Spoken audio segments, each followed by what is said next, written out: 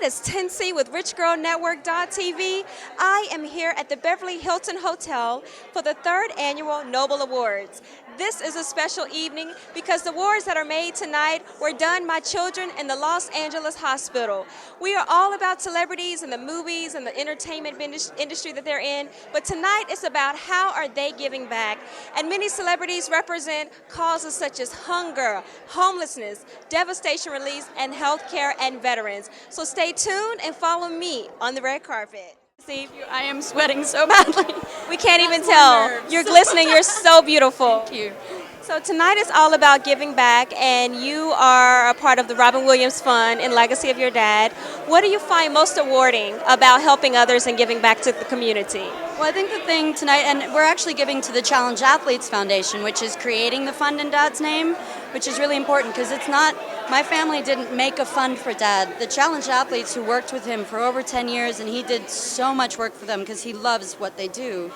They are creating an endowment in his name in perpetuity to give sports adaptive prosthetics to people who need them, so to veterans or to kids or anyone who needs them. These limbs aren't provided by insurance, and that's unfortunate because they look at them as luxury items. The Challenge Athletes Foundation understands that they're not. Being able to move the way you moved or being able to take part in sports is not a luxury, it's a necessity.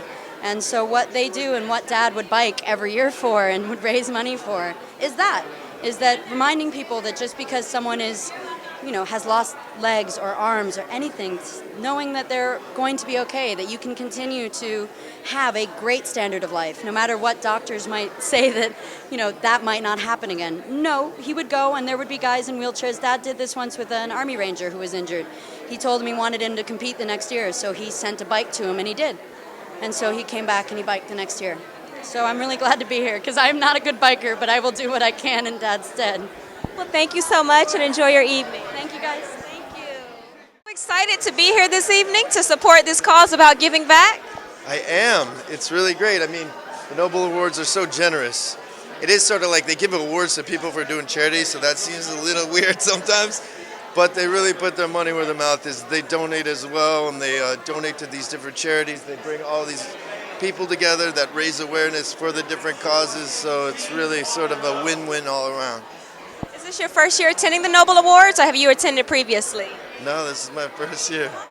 So your charity that you're involved with is Feeding America. How did you get involved with this, and what do you find most rewarding about it?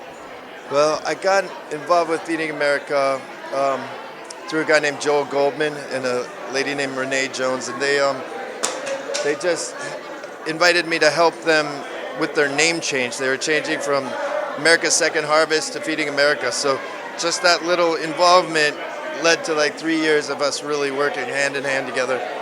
And it's been a great journey. Now I work in my community at OPCC, which is the West Side's sort of largest homeless shelter. And they literally get people off the streets, give them a locker, a bed, a shower, a phone number, an address, just little things that they need to sort of get ahead in the game. Just find out what cause is sort of closest to your heart, and then make sure the charity you're working with is one that gives at least 89% back to the charity. You have to be careful of that. You don't want to be part of a cause that sort of takes a lot of the money because it's not really what it's about. And you have to keep your costs down. So find a sound charity and then get involved, and you'll see how the cycle of sort of giving comes back. Well, thank you so much, David. I'm here because they are honoring the Gary Sinise Foundation and the charitable work that I do for veterans. It's a great privilege to be able to come here and raise some awareness for the veterans that we're working with. We have a lot of money to raise all the time, as all these charities do. These are all nonprofits that are being recognized tonight. I congratulate everybody for their work that they're doing and hope people go to GarySiniseFoundation.org to see what we're doing for our military. Thank you so much. I appreciate Thank you. it. Hey, how are you? Good. Hey, what's up?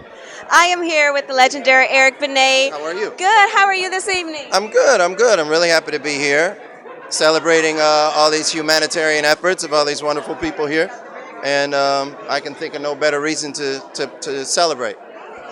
So I'm sure you're involved with many charities and giving back. But what are three qualities that you look for specifically when considering a charity of your choice? Well, I think that just by nature, any nonprofit or any charity, it's coming from a place of compassion, benevolence, and love. And so, I mean, I think it's just a matter of what resonates with you. My wife's nonprofit is called In a Perfect World, and she's doing incredible things all over the world with raising money for under financed schools in Haiti and in Africa and drinking water. My nonprofit is called Mission Save Her. I started this nonprofit with a friend of mine, Reggie Benjamin, and we're all about combating human trafficking and violence against women all over the world. I got into the studio with some really good friends, Brian McKnight, Faith Evans, Marsha Ambrosius, Matt Goss, Brenda Russell. Wrote and recorded a song with my partner DeMonte. The song is called Save Her. Please go to missionsaver.com, download the song, but please donate. And, so you just got to do what resonates with you.